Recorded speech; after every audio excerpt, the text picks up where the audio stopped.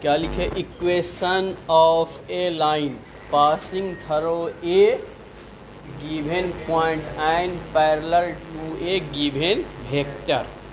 इसमें 3D में जब भी लाइन का समीकरण आएगा या किसी का भी, तो दो फॉर्म में आता है। एक क्या कहता है, वेक्टर फॉर्म और कार्टेशियन फॉर्म। तो वेक्टर फॉर्म कहेगा जब भी उस पर वेक्टर का निशान देना है तो वो उसके साथ आई जे के लगा रहेगा। जिसके साथ एक्स वाई जेड होगा वो कार्टेशियन फॉर्म, और जिसके साथ आई जे के लगा हुआ होगा वो वेक्टर फॉर्म। तो ये कितने पॉइंट से पास कर रहा है, एक पॉइंट से। जब एक पॉइंट से पास करेगा तो वेक्टर इक्वेशन यही होगा, आर बराबर ए प्लस लेमडा बी। ए किसको इंडिकेट करता है, पासिंग ऑफ पॉइंट को, सवाल में लिखा रहेगा। और बी क्या है, पैरेलल वेक्टर होगा। कोई एक वेक्टर होगा, यानी ये बी है, ये बी जो गिवन वेक्टर है ना पैरेलल, ये दिया हुआ होगा। अब पासिंग ऑफ पॉइंट लिखा रहेगा कोऑर्डिनेट के फॉर्म में 1 2 3 कुछ भी रहेगा। यानी कैसा रहेगा सवाल में, ए जो होगा पासिंग ऑफ पॉइंट तो ऐसा लिख सकता है 1 2 3, और बी का जो मान लिख देगा वो कैसा लिखेगा 3i plus 5j minus 7k, ऐसा रहेगा। इसको लिखेगा पैरेलल वेक्टर, इसको लिखेगा पासिंग ऑफ पॉइंट। ठीक, कोई दिक्कत है उसमें। अब यहाँ हम क्या लिखें, फिर कोई वेक्टर पास करेगा पैरेलल पॉइंट, कोई भी पॉइंट से पास करेगा, उसका क्या डी आर एस का मतलब डायरेक्शन रेशियो, शॉर्ट में यहाँ पूरा नाम लिख दिया डायरेक्शन रेशियो। इसका शॉर्ट में क्या लिखता है, D R S direction ratio. तो डायरेक्शन रेशियो कितना, ए बी सी दिया हुआ है, तो Cartesian equation x minus x 1/a। ठीक, अब इसी में एक जगह अगर डायरेक्शन रेशियो देगा, पासिंग ऑफ पॉइंट एक ही है तो भी वही फॉर्मूला, अगर डायरेक्शन कोसाइन देगा तो भी, लेकिन जब डायरेक्शन रेशियो रहेगा तो हम उसको लिखेंगे, जहाँ डायरेक्शन कोसाइन रहेगा तो उसके नीचे में हम डायरेक्शन कोसाइन लिखेंगे। एल एम एन क्या है, direction cosine. A B C D इसमें क्या लिखा हुआ, डायरेक्शन रेशियो। ठीक,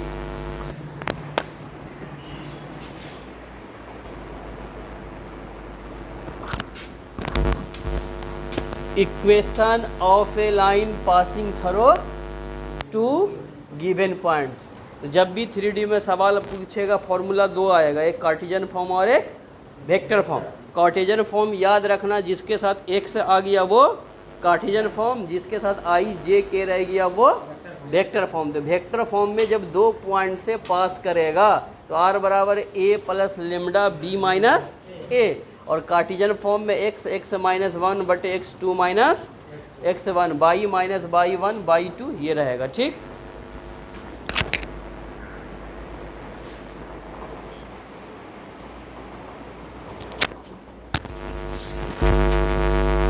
क्वेश्चन क्या है, find the direction cosine of a line whose direction ratio are. यानी क्या कह रहा है सवाल में कि डायरेक्शन कोसाइन निकालना है। डायरेक्शन रेशियो दिया हुआ, ये फॉर्मूला हम लिखाए थे कि डायरेक्शन रेशियो दिया हुआ होगा तो डायरेक्शन कोसाइन कैसे निकलेगा। तो एल बराबर था ए बटे under root a square plus b square plus c square. A B c क्या है, डायरेक्शन रेशियो। पहला फॉर्मूले को हो गया। Find the direction cosine of each line of vector.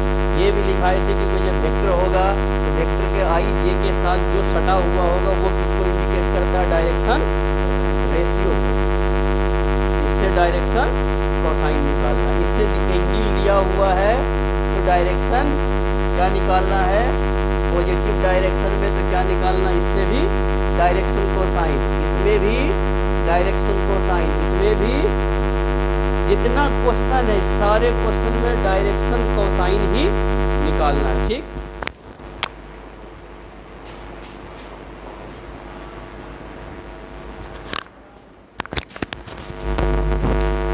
Hair ए बराबर 2 बी बराबर -6 सी बराबर 3। क्यों लिखे, क्योंकि ए बी सी किसको इंडिकेट कर रहा है 3D में, डायरेक्शन रेशियो को। एल एम एन किसको इंडिकेट कर रहा है इस चैप्टर में, डायरेक्शन कोसाइन को। अगर जैसे हम यहाँ लिखे थे हेयर, यहाँ लिख सकता है हेयर डायरेक्शन रेशियो इज, भी हो जाएगा कि ए बराबर इतना बी बराबर। ठीक, अब तुमको एक फॉर्मूला है, जानते हो कि ए स्क्वायर बी स्क्वायर सी स्क्वायर, क्योंकि डायरेक्शन रेशियो का यही हम फॉर्मूला लिखाए थे ना। कि ए बटे जो तीनों है उसका स्क्वायर। तो हमको क्या चाहिए, ए स्क्वायर बी स्क्वायर सी स्क्वायर चाहिए।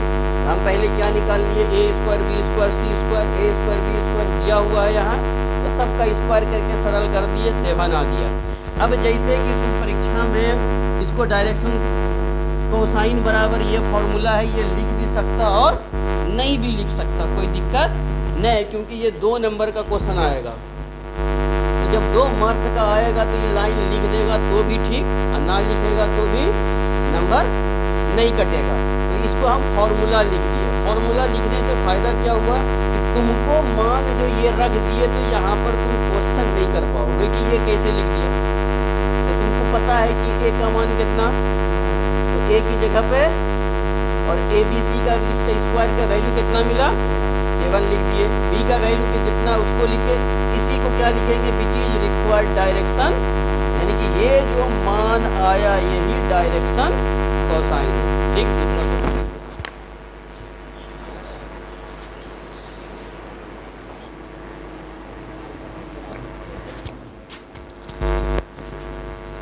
क्या दिया हुआ था, गिवन वेक्टर आर, ये वेक्टर दिया हुआ है क्वेश्चन में ही है। ठीक, तो ये बताए थे कि जब भी कोई लाइन का समीकरण हो वेक्टर का तो उसके साथ जो लगा हुआ होगा वो क्या होगा, डायरेक्शन रेशियो। तो डायरेक्शन रेशियो इसके साथ कितना, आई के साथ 2 हो गया, जे के साथ कितना है 1 और के के साथ -2। समीकरण ए प्लस बी प्लस सी होगा। ठीक, लिख दिए। तो हमको क्या चाहिए, डायरेक्शन रेशियो के लिए जो डायरेक्शन रेशियो है उसका स्क्वायर, पहले ए स्क्वायर बी स्क्वायर निकाल दिए, कितना मिल गया। अब डायरेक्शन रेशियो जानता है कि ए बटे ये पूरा पार्ट है ना, तो हम फॉर्मूला नहीं लिखे, तो डायरेक्ट कितना मान था इसका, तो 2/3। फिर कितना, फिर इसका मान, ये क्या हो गया, डायरेक्शन कोसाइन। अब उसी का सी नंबर क्वेश्चन, सिर्फ क्या दिया हुआ है, जे, एक चीज़ दिया हुआ है -j, कितना चीज़ चाहिए हमको, तो जब इसमें न है वो तो वो क्या होगा, 0 0 इंटू आई लिख सकता है, तो 0 -j प्लस 0 इंटू के लिख सकते हैं। ठीक, तो वो तीनों की, इसलिए डायरेक्शन रेशियो कितना हो गया, 0 1। और कल भी हम रिमार्क्स में लिखाए थे कि जब जेड एक्सिस पे होगा तो डायरेक्शन रेशियो 0 1 0, जब जेड एक्सिस पे होगा तो 0 0 1, और जब एक्स एक्सिस पे होगा तो 1 0 0। तो ये कौन से एक्सिस है, सिर्फ जेड एक्सिस है, तो मिला उसका जेड का मान सिर्फ। ठीक, अब इसका ए बी सी स्क्वायर निकालना है, तो ये निकाल दिए, 1 आए, तो डायरेक्शन कोसाइन कितना, 0/1, तो 0 में जब 1 से भाग देगा क्या बचेगा, फिर ये -1/1 तो -1, ये तो ये क्या हो गया मेरा डायरेक्शन कोसाइन। कोई दिक्कत, अब डायरेक्शन कोसाइन निकल जाएगा किसी भी क्वेश्चन का।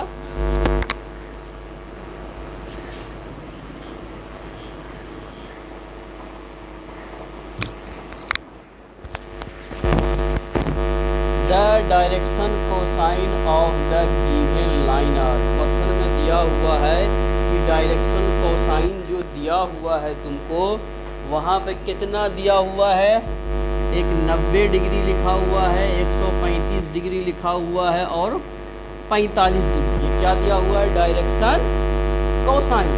तो तुमको एक फॉर्मूला है, ये न दिया हुआ था, तो तुमको अभी फॉर्मूला लिखाए थे कि डायरेक्शन कोसाइन एल बराबर कॉस अल्फ़ा, एम बराबर कॉस बीटा और एन बराबर कॉस गामा। तो एंगल दिया हुआ है अल्फ़ा बीटा गामा, अल्फ़ा कितना दिया हुआ था, 90 डिग्री, तो कॉस की जगह पर 90 लिख दिए।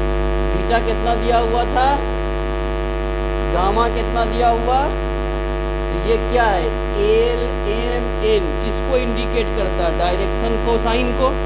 तो इस ये पार्ट को लिखने की कोई ज़रूरत नहीं है, अगर लिख भी दो तो गलत नहीं, क्योंकि हमको डायरेक्शन कोसाइन लिखना था।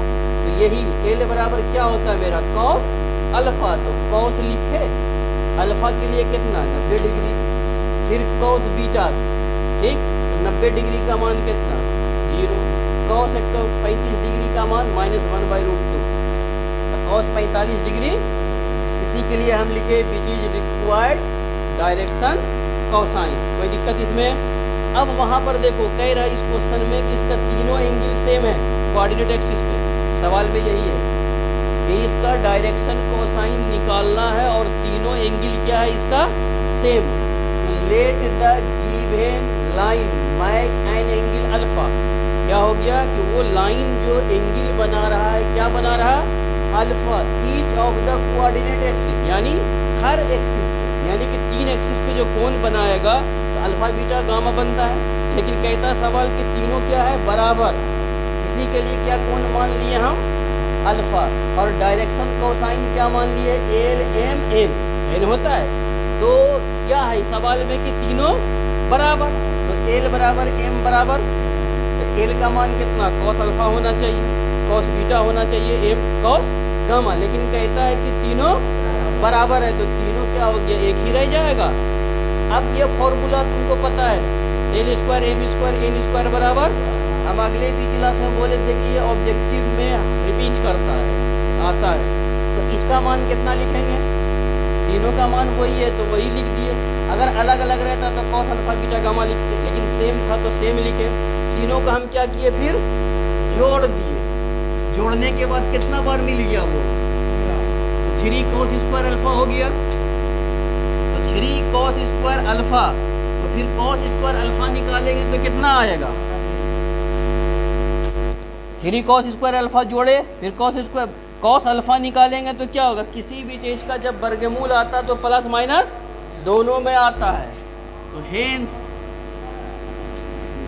डायरेक्शन कोसाइन आर 1/√3 1/√3 1/√3 एंड -1/√3 -1/√3 -1/√3, यही इसका आंसर है। कोई समस्या इसमें कहीं पे इस चैप्टर में और थोड़ा क्वेश्चन चलिए।